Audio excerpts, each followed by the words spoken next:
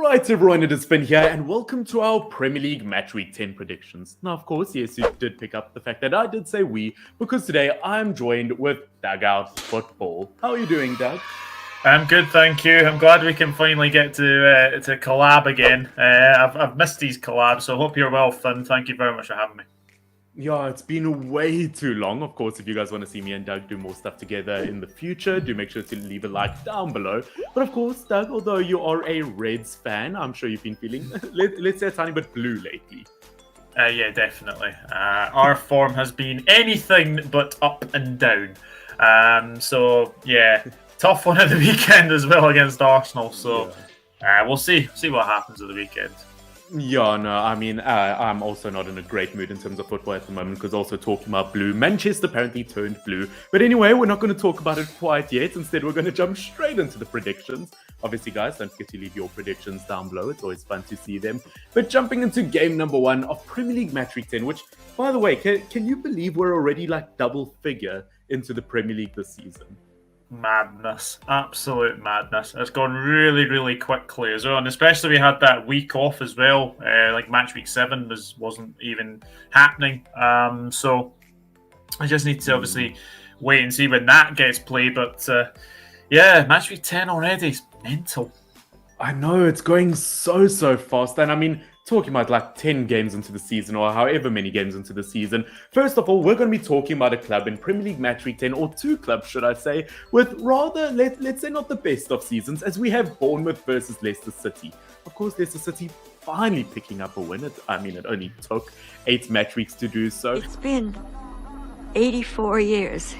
But versus a team like Bournemouth, who, once again, don't know how you feel about this, like, but a team that's been unbeaten since sacking Scott Parker. Yeah, Gary O'Neill has to take a lot of credit actually for Bournemouth's wee run recently. Funnily enough, he has actually been linked with the vacant Middlesbrough job, so it kind of shows how well he's actually done to this point. I watched Leicester last night, and yeah, they absolutely battered Forest. I mean, if Forest had taken that chance in the first half, then maybe it's a different game, but I would have probably expected, Leicester to go on and still win. This is a tricky one because the last time these two met, I think Bournemouth won 4-1 or 4-2. I think if I seem to remember. I don't know. The website's hating me. It's no matter how many times I try, kind of like Bournemouth, like kind of hacking at other opposition's defense, nothing's kind of getting through at the moment. Ooh, you're hard showing off. But I do think, definitely, I think looking at these teams, it could be an interesting matchup. Obviously, Leicester City not showing up all season, then deforesting the Forest. I do think, although Bournemouth have had decent form, and I think we've both kind of looked at that. I'm just going to initially say, though, in terms of the prediction, though, that even though they've been in good form, I think Leicester City have kind of found their boots at the moment. I think they could get a relatively dominant win here. 3-0. Oh, interesting. I've actually gone for a 1-1 draw. I think that Bournemouth are in a wee bit of good form. They could have beaten Brentford, and it's whether or not Leicester can continue on with the win against Forest, and they need to build on this. And I'm just not sure that Bournemouth's the place to go. So yeah, I'm going to go for a 1-1 draw. Now jumping into our next game, we've got Chelsea versus Wolverhampton Wanderers. The return of Diego Costa. What do you say? I know. I mean, Chelsea did well against Palace. Conor Gallagher, fantastic strike that one to win the game against his former club. Wolves were very poor at West Ham. Am I surprised Bruno Lage is gone? Not really, because I think it's a part of being a football manager that it's a results-based business, and unfortunately, I think he kind of went into that period. I think it was only 1 win from 15, so not a good wee spell for Wolves. But Costa's gone back to Chelsea, but I have to fancy Chelsea. Yeah. I think they'll win. I'll go 2-0 Chelsea. Wolves can't score goals at the moment, and I think as well you have to say that Costa should be that outlet to try and score. Nearly scored against West Ham. He was very unlucky, but for me, I think Chelsea will be too comfortable here. 2-0 Chelsea. Yeah, no, I mean, I tend to agree. I mean, I've already kind of set in there. I mean, it's harder to be larger than life when large isn't doing well at your club. I think it's probably right that Wolves did end up sacking him. I do think they are going to be in a troubled spot. I do like this team. I do think they have potential. But even versus a struggling Chelsea team, I kind of back Chelsea to get the points. I think, once again, total agreement with you there. I think heading into our next game, I think it's also be a game with total agreement. Manchester City versus Southampton. I mean, Southampton, maybe their only kind of claim to maybe getting points here is the fact that they've got a few ex or loaned out Man City players. So maybe they've got some undercover details we don't know about. But I'm expecting a dominant win here from the citizens. I am as well. I mean, I won't mention the Manchester derby because no, please don't. Let's be honest. Erling Haaland is an absolute machine right now. He's going to break record after record, I think, this season. Southampton were unlucky to lose to Everton, but I just think this is one game they should write off as well. But I think they'll give it a wee go. I think City haven't been looking the best defensively recently. I think Southampton might get a couple of goals past them, but I think the problem with City is their firepower is way too strong. And even then, they're playing Copenhagen, I think, tomorrow as well. I'd expect them to win that one. And this one, I've actually gone for City 5, Southampton 2. Yeah, okay. Well, this is going to hurt like a mother.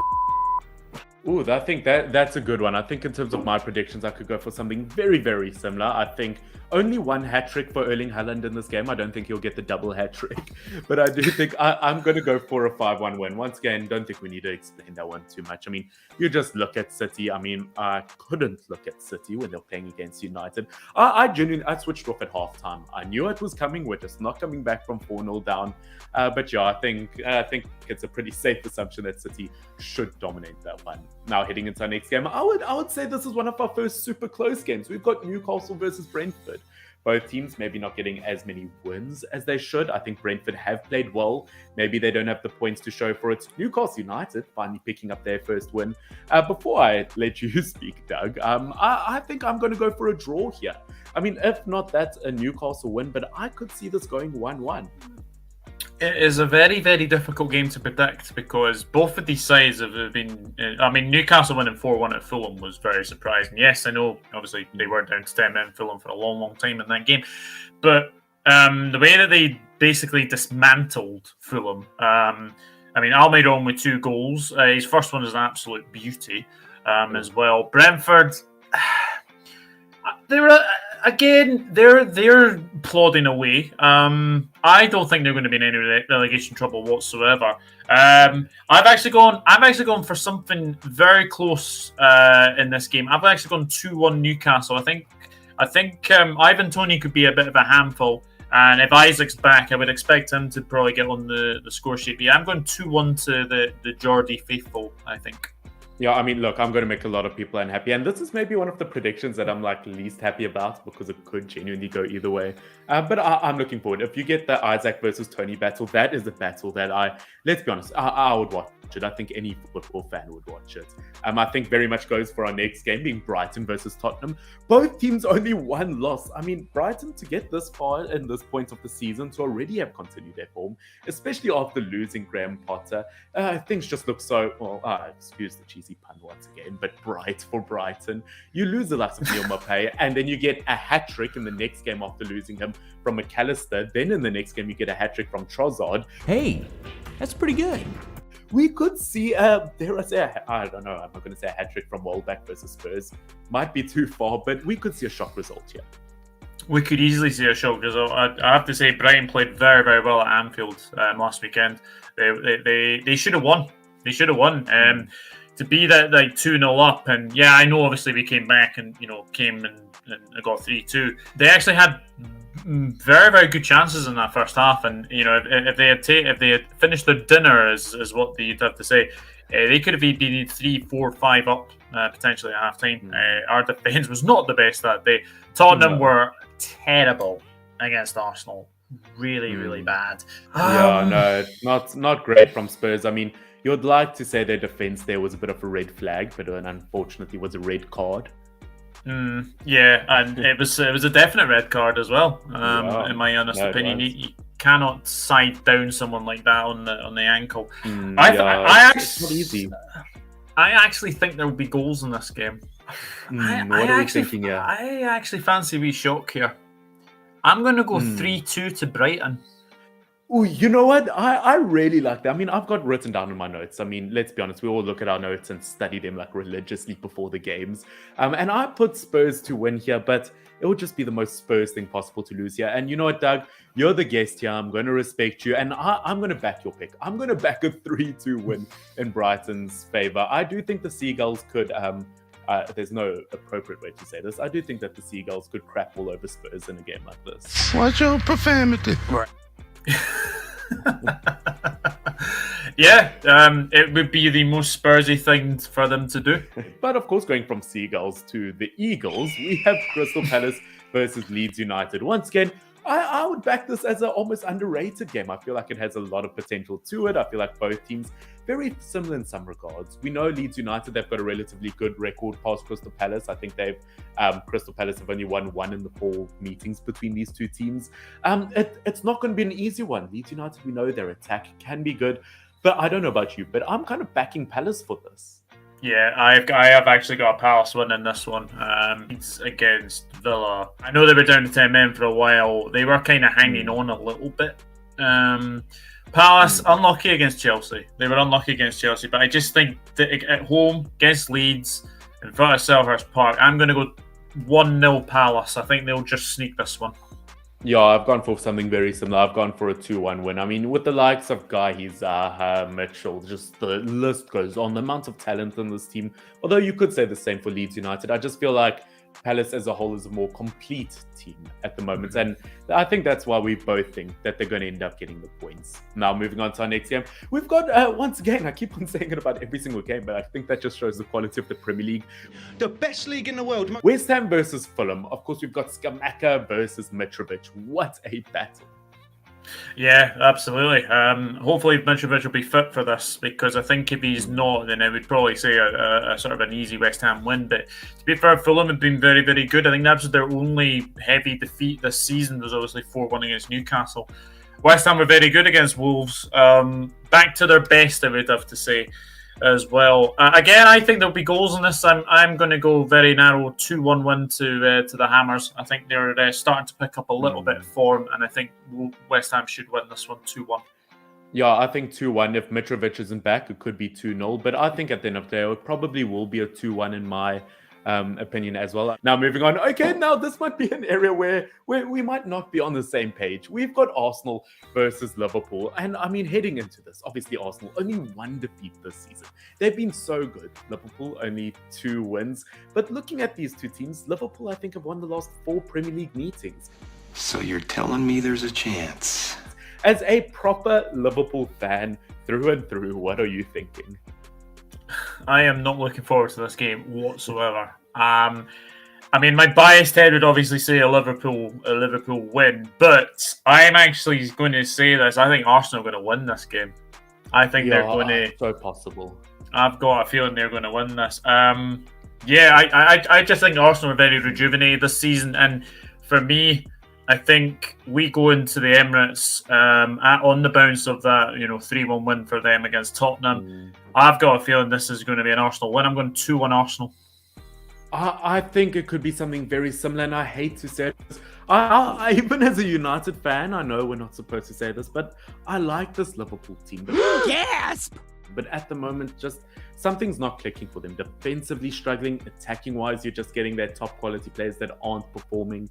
And versus a very confident Arsenal team, which is a very dangerous Arsenal team, as we know. Because when Arsenal are confident, and I don't mean cocky, because they're always that, but when they're confident, the Gunners are firing. It could be a really, really entertaining game. And I'm so sorry, Doug, I don't want to say this, but I think we could see a 3-1 win here. I think Arsenal could have a very strong game. Wouldn't surprise me if it's 3-1 either. The way we've been defending as well, and the way Arsenal have been playing as well. So yeah, I've just got a feeling that Arsenal are going to win this one. So sadly. Yeah. and with 2 top teams on screen, by the way, let me just ask, what is your honest opinion about the Premier League this season? Who's taking it for you? I'm still going to say City, but I do think Arsenal are definitely one to be.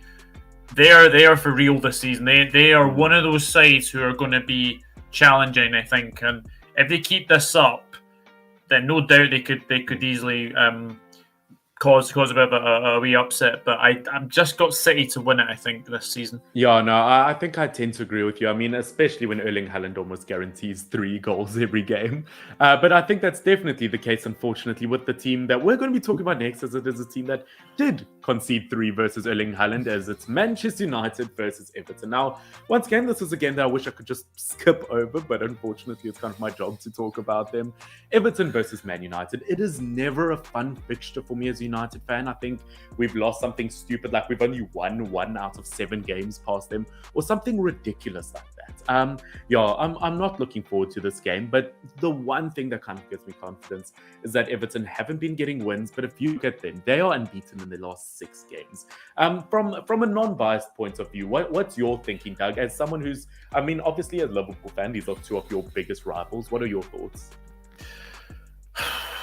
Yeah, this is an interesting time for a kickoff. Actually, 7 o'clock on a Sunday. Cheers, Jeff.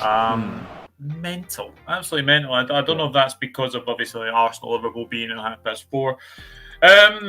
I have to say, Everton have really surprised me this season. I had them to be potentially one of those ones that got. I think I said put them 17th. Actually, I think I put them relegated, to be honest. Relegated. Interesting. Yeah. Well, I mean, that was before they got Mapai. That was before they got McNeil, Cody, Tarkowski, who have all, I would arguably say, beaten their best players this season. They got rid of Richarlison, but they've bounced back. You know, I think they need to get a tiny bit of praise. They certainly do, and Iwobi is one of those players who's played really, really well. I mean, Man United, like, I know that, you know, you had that big derby defeat against City, but before that, you were looking really, really strong. And I just think that bad runs do come to an end eventually against a certain club, and I've just got a feeling you just got too much for Everton in this game. I think they will score. Because I can never back a United clean sheet to save myself. No, but I do think United will. I do think United will win 2-1. I'm going for Man United. I think it could be something very similar. I mean, once again, I don't even feel confident saying this, but I think we could see a 3-1 win, maybe a 2-1 win. I mean, the fact that I'm not even confident in that, I think says a lot. But I do think United, I can't see us losing to Everton, especially this Everton team. I can't really see us losing to them if they still had Richarlison. I could make an argument for them. But I do think at the end of the day, Manchester United, let's hope that they will win it. I don't want to talk about it anymore. Let's rather move on to our final game of Premier League Match Week 10. Nottingham Forest versus Aston Villa. Once again, although Nottingham Forest have not been in great form, they are dead last in the Premier League, I believe. Aston Villa, once again, they also have their sloppy moments. Once again, I might go for a 1-0 win in Villa's favour. Oh, interesting. I've actually gone for a 1-0 win to Forest because I watched Aston Villa against Leeds United and they never looked like scoring. Even when Leeds went down to 10 men. I think Coutinho hit the post and then Watkins put one wide when he should have done a lot better. But I don't know, something's not clicking with Villa at the moment. And you know, if Forest continue to create the chances that they had at Leicester, and to be fair, they had a couple of chances where they could have had a few goals. I just have a feeling that Forest will win this one because it's under the lights at the City ground. It's always a good atmosphere there. I'm going to go 1-0 to Forest in this one. Oh, I hate to say it, but like just listening to you now, I actually think you might be right here, you know, Doug. I think looking at them attacking-wise, they've actually been pretty decent. Defensively, I mean, look, they're not scoring tons of goals or definitely not keeping a ton out. But they actually do have a decent team. And I think looking at Aston Villa, one thing that I was taught versus that draw versus Leeds United is Steven Gerrard might be way out of his depth with a team like that. I mean, versus a 10-man Leeds United team to still kind of scrape it. I do think Forest might take this one, actually. I think you might be right. Yeah, I am a bit worried for Gerrard, actually. I don't know. It's just not happening for him at Villa at the moment. And he's got a worse record than Gary Neville had at Valencia. which is Oh, not gosh. very, very good. But yeah, I just got a feeling Forest will sneak that one. Yeah, no, I think you'll probably end up being right. I think we'll have to wait and see. But ladies and gentlemen, that is pretty much it for our Premier League Match Week 10 predictions. Once again, don't forget to go check out Doug on his channel. Of course, always some great content. I feel like if you like my content, you'll probably end up liking Doug's as well. He obviously does live streams as well. And don't forget to put your predictions down below. It's not fair that we get to put our predictions there. Everyone calls us wrong and you guys don't end up doing so. But Doug, thank you so much for joining me today. My absolute pleasure. And hopefully we'll do more of these in the future. So thank you very much. No, definitely. Hopefully you can wear your red jersey with pride this weekend. Hopefully I can wear my red jersey with pride. But guys, this has been fun. FYNN. Like and subscribe to both of us. It would be very much appreciated. But until next time, cheers.